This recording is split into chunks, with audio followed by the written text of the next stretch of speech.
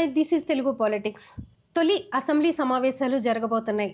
అయితే ఇప్పుడు జగన్ ఏం చేయబోతున్నాడు అనే దాని మీద సర్వత్రా చర్చ నడుస్తుందని చెప్పుకోవచ్చు. ఎందుకంటే కేవలం 11 మంది ఎమ్మెల్యేలకే పరిమితమైపోయారు జగన్మోహన్ రెడ్డి, ఆయన పార్టీ. సో ఇప్పుడు ఎలా ఫేస్ చేస్తాడు అధికార పార్టీని?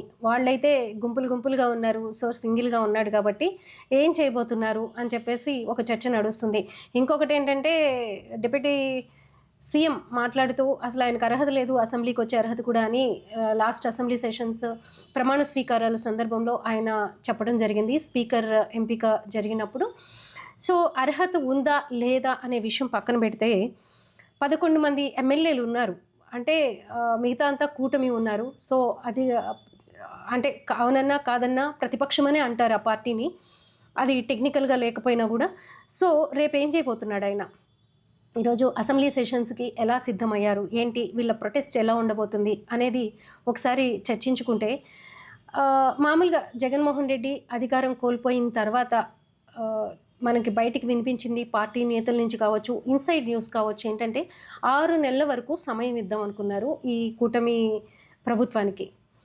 6 నెలల వరకు ఎందుకంటే వాళ్ళు అడ్జస్ట్ అవ్వడానికి కానీ, లేకపోతే ప్రభుత్వ పథకాలు అమలు చేయడానికి కానీ, లేకపోతే వాళ్ళు చేసే ఏ తప్పులనైనా, లేకపోతే ఇంప్లిమెంట్ చేయలేకపోయినా కూడా పథకాలని ప్రశ్నించడానికి కొంత సమయం ఇవ్వాలి అనే ఉద్దేశంతో ఇక్కడ చాలామంది వీడియోస్ చేసినప్పుడు కానీ, అంటే నాదనే కాదు ఇంకా వేరే వాళ్ళ వీడియోస్లో కూడా పెడుతున్న కామెంట్స్ ఏంటంటే, జనసేన నాయకులు కార్యకర్తలు కావచ్చు, లేకపోతే టీడీపీ కార్యకర్తలు కావచ్చు, ఏమంత తొందర వచ్చిందని, అప్పుడే స్పెషల్ స్టేటస్ గురించి, లేకపోతే ఇన్ని విషయాల గురించి మీరు మాట్లాడుతున్నారు జర్నలిస్టులు మీరు అని చెప్పేసి ప్రశ్నిస్తున్నారు.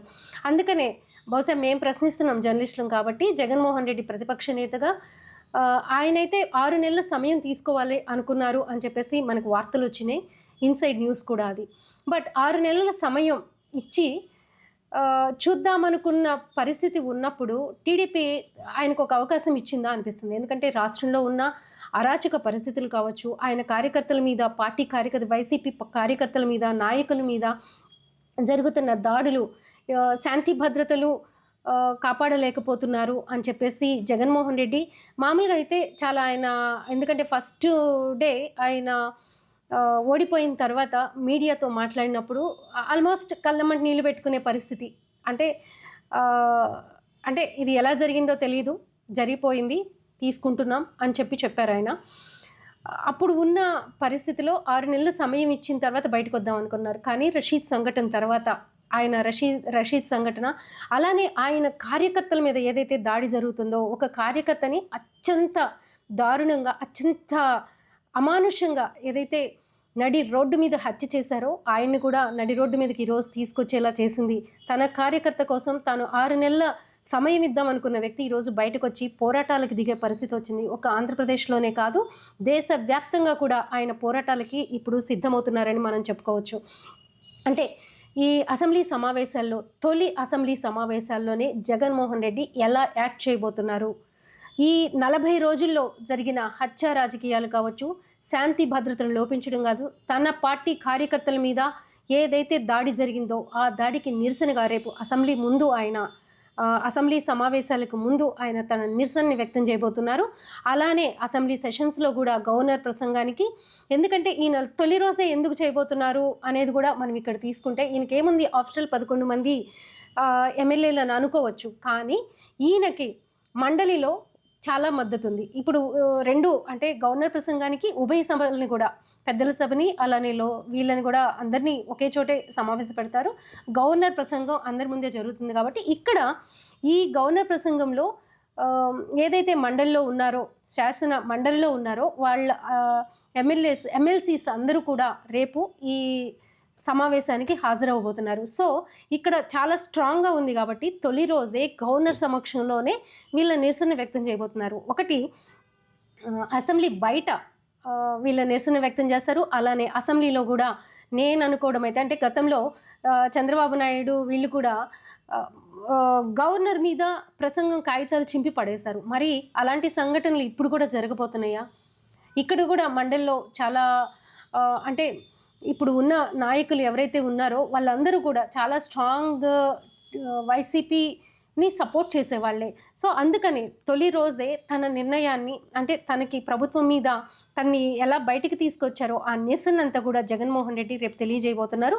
ఇది 11 మంది కాదు, చాలా మద్దతుతో రేపు చాలా అంటే మేబీ అసెంబ్లీ సమావేశాల్లో ఒక గవర్నర్ ప్రసంగం ఇదంతా కూడా రేపు ఒక సెన్సేషనల్గా మారబోతుంది అనేది కూడా చర్చ నడుస్తుంది. ఖచ్చితంగా జరగవచ్చు కూడా. ఎందుకంటే రేపు ఎట్లాగో చాలా మద్దతు ఉంటుంది, ఉభయ సభలు ఒకే చోట సమావేశం అవుతున్నారు కాబట్టి జగన్మోహన్ రెడ్డికి కూడా ఇక్కడ బలం ఎక్కువ, 11 మంది కాదు బలం ఎక్కువగా ఉంది కాబట్టి తన నిరసనని వ్యక్తపరుస్తారు. అలానే గవర్నర్ ఉన్నప్పుడే వీళ్ళ ఏదైతే టీడీపీ ప్రభుత్వంలో జరుగుతున్న అరాచకాలు ఏదైతే ఉన్నాయో ఆ అరాచకాలన్నిటినీ కూడా ఇక్కడ వీళ్ళు ప్రొటెస్ట్ రూపంలో తెలియజేసే అవకాశాలు కనిపిస్తున్నాయి. అయితే ఈ సమావేశాలు అత్యంత ఈజీ కాదు, అది కూడా మొదటి రోజు సమావేశం అంత తేలిగ్గా కాదు.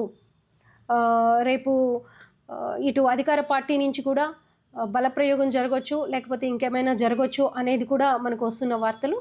సో చూద్దాం. ఎందుకంటే నిద్ర లేపారు నిజంగా చెప్పాలంటే, నిద్ర కూడా కాదు. ఆయన ఒక బహుశా నిస్తేజంలో ఉంటాడు. ఎందుకంటే ఆయనకు ఊహించని దెబ్బ ఆ జనసందోహాన్ని, సిద్ధం సభల్లో వచ్చిన జనసందోహం కావచ్చు, లేకపోతే ఇదంతా ఏదైతే కనిపిస్తుందో అవన్నీ ఓట్ల రూపంలో మారకుండా అత్యంత దారుణంగా ఓడిపోవడం అనేది జగన్మోహన్ రెడ్డికి పెద్ద షాక్.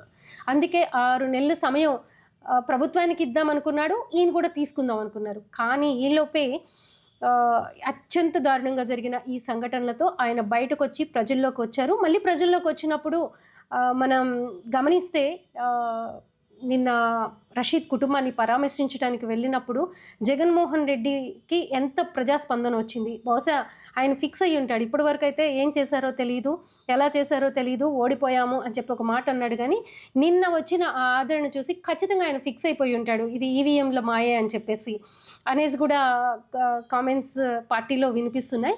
సో అంతటి మద్దతు, అంతటి ప్రేమ, ఆప్యాయత, అనురాగాలు, జగన్మోహన్ రెడ్డి చెప్పే లాంగ్వేజ్ ఇదంతా.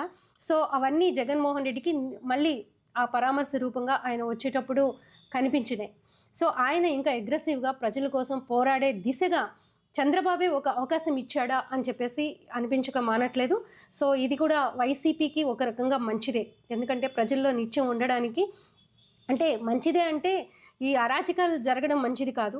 సో వాటి మీద చర్య తీసుకోకుండా చంద్రబాబు చేస్తున్న ఏదైతే ఉందో పట్టించుకోని తనం కావచ్చు, లేకపోతే నిర్లక్ష్యం కావచ్చు, లేకపోతే వాళ్ళ పార్టీ వాళ్ళకి మీరు చేసుకోండి నేను కాపాడుతాననే ఒక గ్రీన్ సిగ్నల్ ఇవ్వడం, అంటే ఏ చర్య తీసుకోవడం అంటే చేసుకోమనే కదా. సో అలాంటి గ్రీన్ సిగ్నల్స్ ఇచ్చి చంద్రబాబు ఒక అవకాశాన్ని జగన్మోహన్ రెడ్డికి ప్రజల్లో ఇచ్చాడనేది ఇక్కడ స్పష్టంగా కనిపిస్తుంది. Please subscribe Telugu politics.